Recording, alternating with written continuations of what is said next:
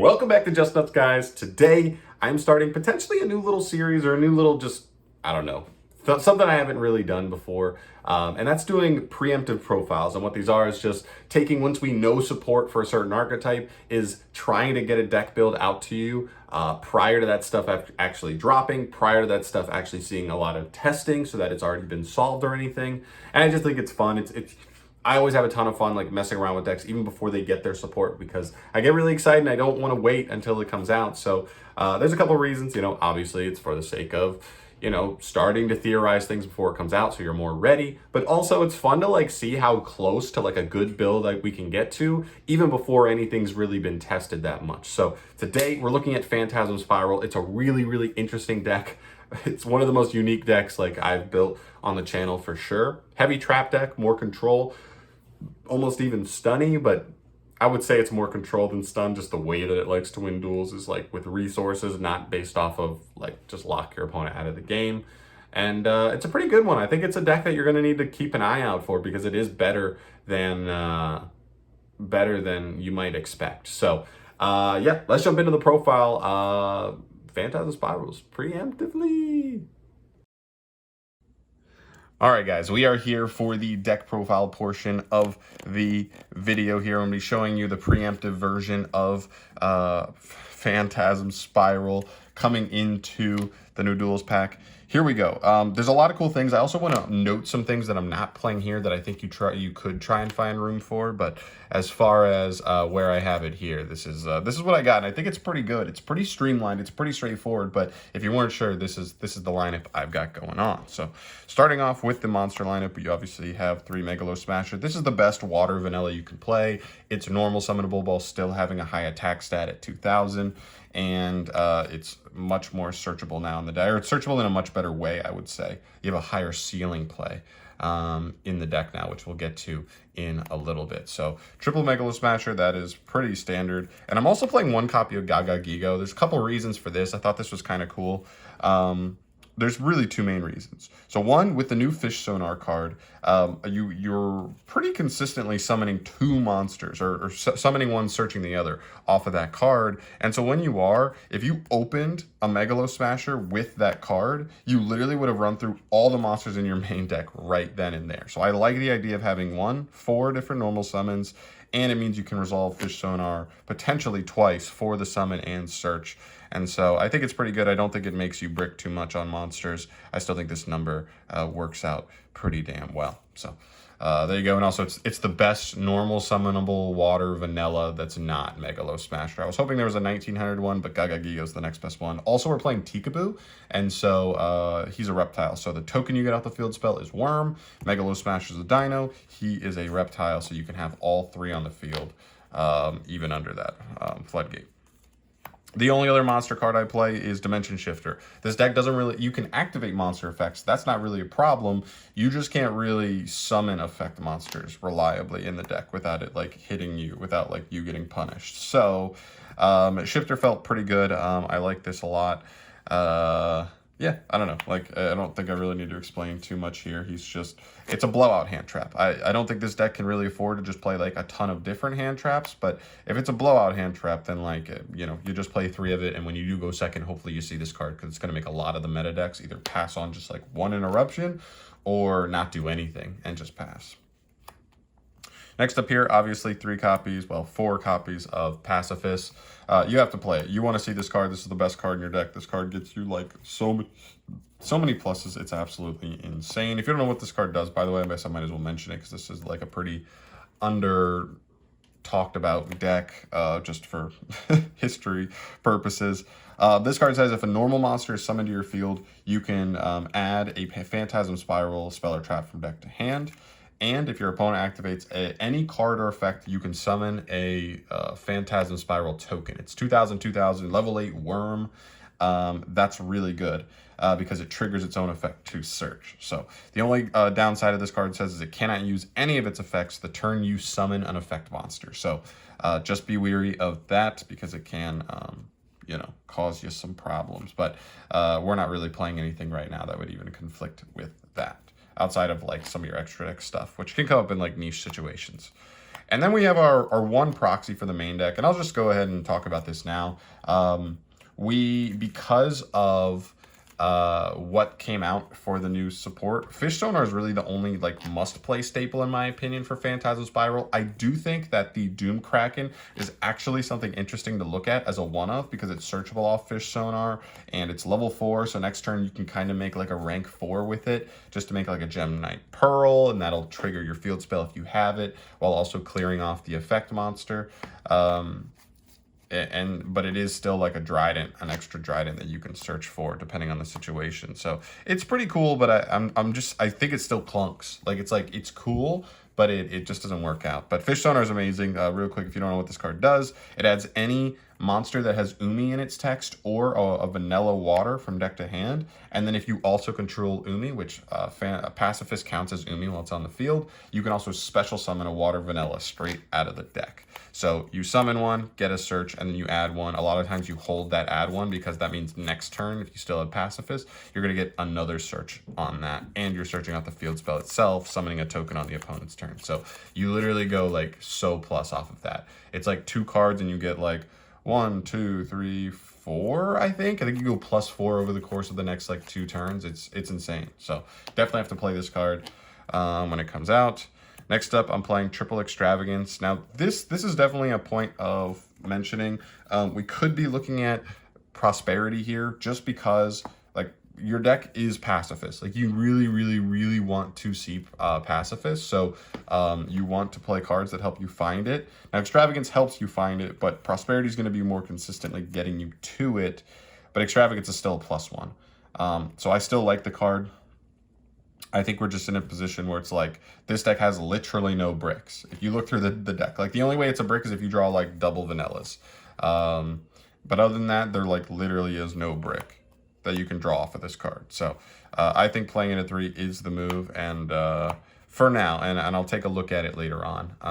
I also think I can never remember the name of the card where it draws 3. You can't special summon the turn you do it, and on the end phase you have to send any card still in your hand to the grave. I think that card's pretty good. Even if that clunks with this card, I think it still might be worth to play them together because you can like set Extrav and then just like activate it next turn. So still works out. That is it for the spells. All the rest is traps. Starting off here, we have Phantasm Spiral Battle, and that pairs pretty nicely with Phantasm Spiral Power. These cards are really, really cool. This guy pretty much says they both say if all monsters you control are normal monsters, you can do like a disruption. And if Umi's on the field, they can actually be activated from hand as well. So Phantasm Spiral Battle is literally just Dryden. Target any card on the field and destroy it. Awesome. This one's the better one, I think. And then Power. Target a monster on the field, negate its effects, and it loses 1,000 attack and defense. So that's actually really nice, especially because we do have like a power ceiling of like monsters in the main deck that's 2,000. So if our opponent summons anything bigger than that, this can be a battle trap to also deter them from the battle phase and just trying to walk over some of our monsters. Actually pretty damn important. I also think it's possible that we drop Power to 2 at some point, because if you see them without either a Vanilla or Pacifist, they really don't do anything. But I do think 3 and 3 has been good, but I think you have to play 3 battle. Maybe there's an argument Power could go to 2. Next up, 3 stealth attack. This card's also mandatory in the deck. This card's crazy. They made Pacifist, and then they were like, we need to make a card that covers up this deck's weaknesses because it has a lot of weaknesses. And they just made this, and it like covers a ton of weaknesses. So when this card's activated, you can activate an Umi from your hand or grave. So even if your opponent already added a Pacifist, you can just activate it again with this card, which is awesome. And it has a second effect that says once per turn, you can banish any water monster you control until the end phase. And then for the rest of the turn, all face-up spells and traps you control can't be destroyed by your opponent's card effects. And that lasts even if this card leaves the field. So really, really insane. That means you can chain this to Lightning Storm. You can chain this to Twin Twisters, to Harpy's Feather Duster, any of that stuff, and this will protect all your face-ups. And I love that it's generically any face-up spell or trap too, because it means other generic floodgates you can protect as well. Really, really powerful card. And the last little icing on the cake effect says if a water monster with an original level of 5 or higher battles an opponent's monster, you can just destroy that opponent's monster at the start of damage step. And while Megalo Smasher and Gagagigo don't hit that mark. The token you get off the field spell is actually level 8. So that gives you extra removal even if your opponent has something that's kind of like big, like a big body that's annoying to clear out of the way. So really, really good card. Moving on here. We've got Metaverse. It's just another copy of Pacifist. Is what it is. Pacifist does things on the opponent's turn. And so, like, I don't mind playing a card that gets us access to it. Also, you could try and play Mystic Mine in the deck just because stalling until you have, like, your full setup could be worth it. I just hate playing the card, so I figured I'd mention that here. Dogmatic Punishment. This could also be torrential, and I even thought about playing like Fury of Kairi Shin because the whole deck, you're only summoning waters for the most part. So like you'd have protection on the torrential on your own field. But at the end of the day, I went with this because there's extra utility here, and also it's a little more free form. There are ways to like miss timing on torrential, and while it is probably higher ceiling overall, I just like the flexibility of punishment at the end of the day. So decided to go with that instead. And the deck doesn't use the extra deck at all, so. Triple Imperm. Don't really need to explain this either. This is just the other hand trap I'm playing. It's pretty good. I mean, it's Imperm. I don't know. You could definitely put something higher ceiling in this spot if you wanted. But I felt like Imperm was that healthy balance between like helps the deck a little bit going second while still having another decent trap going first. And a lot of your disruption is removal. It's literally just power. Power is your searchable monster negation. Other than that, it's removal. It's, well, battle is removal and so on and so forth. And so it's nice to have another little like monster negations where you have variables or variation to like the kind of interruptions you end on. Triple Solemn Strike, this should be mandatory in any heavy trap deck. It just helps you go second so well, whether it's Imperm, whether it's Punishment. This card pairs with those really nicely to break through a board going second. And also going first is one of the more powerful interruptions. Again, adding more variation. While the other ones are also monster negation, they have to target a monster on the field. So having something that can just raw negate any monster effect and destroy it is really nice. That situationally will help a lot. Triple, there can be only one. Like, you have to play some kind of cards that just, like, even if you don't see Pacifist, this card can just, like, hold an entire strategy in check for, like, turns on turns. It's crazy. Even if you're, like, just seeing a vanilla monster, you can, like, still, like, control the duel. Because some decks just can't even summon anything bigger than 2,000 while a card like this is on the field. So, I think you have to play it, and also, like, your C Stealth attack protects it. The synergy's crazy. And like I said, I'm playing the token off of Pacifist is Worm, Megalo Smasher is Dino, and Gagagigo is Reptile. So you could resolve a Fish Sonar and have all three monsters for like almost 6,000 damage all in one fell swoop. And the last card in the main is Skill Drain. You could have guessed this. We literally play no monsters that activate effects on field. So Skill Drain's insane. Again, protectable off of C Stealth attack. Definitely worth mentioning there. This takes us to our extra deck. I'm going to zoom through this. Like, these are just some normal monsters that you could potentially just link bodies into to trigger the field spell for a search. You're in a position where you know you're not going to kill. You can link into these to just try and get a search for a battle, just to clear something that you know is a problem. You need to simplify the board state.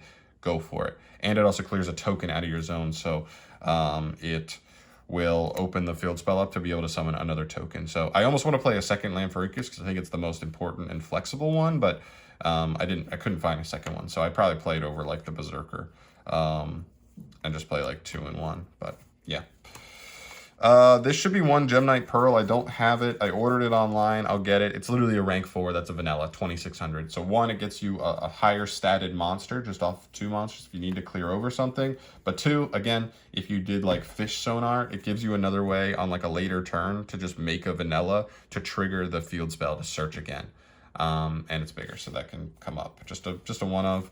This is Stealth Kraken, the new card. It's not out yet, but it's cool. It's a floodgate. It changes everything on the field to water, and it can like non-targeting pop a water monster once per turn. It's pretty good. I mean, like, if you're gonna make a rank 4 because like you need to, it could be one of those positions where I'm just like, let me make a floodgate. If it's a deck that really needs certain attributes, like this card could be like a game against them. So I wanted something high ceiling. Double Bahamut, double Toad. These have double uses. Like, one, like I said, if you're in a position where maybe like your opponent let a Fish Sonar resolve, like, and then they popped Pacifist later on and you couldn't get back into it, because that should be your opponent's strategy, is remove Pacifist at all costs. You might be able to just make a Shark play or make a Kraken play And so this can like keep you alive. And also we're playing punishment. So Toad's also a send target off of that to be able to like add a Megalo Smasher or a Gaga Gigo from grave back to hand after you've detached off of the Bahamut, or if it just ended up there through regular means. Triple Intis, we're playing Extrav, so like I think 3 is probably mandatory because it's the most important Dogmatica punishment send target. So if you're playing Prosperity, you can drop this down to 2 and have a little more wiggle room in the extra. Same thing with the Bahamut Toad stuff. There, 1 Wind Pegasus, 1 Farajit, and 1 Cyberdark End Dragon. These are just extra send targets as well for your punishment. This just making your board even stickier than it already is. This just giving you a redraw. I like this one a lot just because, like I said, this deck is like, you got to find your way to Pacifist at some point, or usually not winning a duel. If at some point you can like stall some duels because of like Floodgates or because of powerful traps to eventually draw into Pacifist and win the duel, but usually you're not going to win a duel if like you just cannot find Pacifist at any point. So Fair's getting you a draw, just letting you dig a little deeper to try and find yourself a Pacifist can be really huge. And then Cyber End, this just gives you the ability to pop something big, and you know that otherwise you wouldn't be able to with punishment. But yeah, that is it for the profile itself. Hopefully you guys enjoyed this. This is something I'm considering, you know, to keep up doing these preemptive profiles, early deck profiles on things, whether it's going to be on Dueling Book or it's only like 1 or 2 cards, so I can do an in-hand deck profile with all the rest of the cards, and edit in what I'm missing. But it's a really cool deck. I think this is a really fun control, almost stun type deck. But I do think it is more control because you're searching the traps. You're not like, you only play a few Floodgates. You're not like playing like a ton. And I think it's a cool one. I think it's a deck that a lot of people need to be weary about because I think it's going to be one of the better control decks. Maybe not, I'm not saying it's meta, but I think it could be potentially rogue if enough people get into it and enough people like try to perfect the list and stuff. I think this deck could actually surprise a lot of decks because you think about stuff like Phantom Knights, which just like does not interact with this deck at all, right? If they make F-Zero, same thing with Lyralisk. F-Zero literally has nothing to negate except for Shifter, which we would have already summoned or already sent to like activate versus them. And so like they just set up these interruptions, but like they don't do anything towards us. So we just like clear those monsters eventually, and they got literally 0 value. Fog Blades as well do nothing to us. All they are is extenders engraved for them to try and get to some bigger bodies. And as long as we hold off their push to try and kill us, they literally have access to like nothing that really does dangerous things to our board state. So there you go. There's Phantasm Spiral. It's a really cool deck. I highly recommend it. It's really cheap aside from like Extravagance / Prosperity, whatever you end up going with, and then we'll see what Fish Sonar ends up being, but I doubt it'll be that expensive. Everything else here is like pretty damn cheap, right? Yeah, like everything. And then even the extra deck, I guess like you'd say Bahamut Toad is a couple bucks, but you should probably already have those at this point if you were interested in water stuff. So it's really cool. I highly recommend it. Please check it out if you have not yet. Mess around with it. And let me know your thoughts down below on the preemptive list. Do you think this is going to be close to where the lists are going to end up by the end of everything or not? I'd be curious to hear your thoughts. Thanks for watching. I'll see you in the next one. Peace.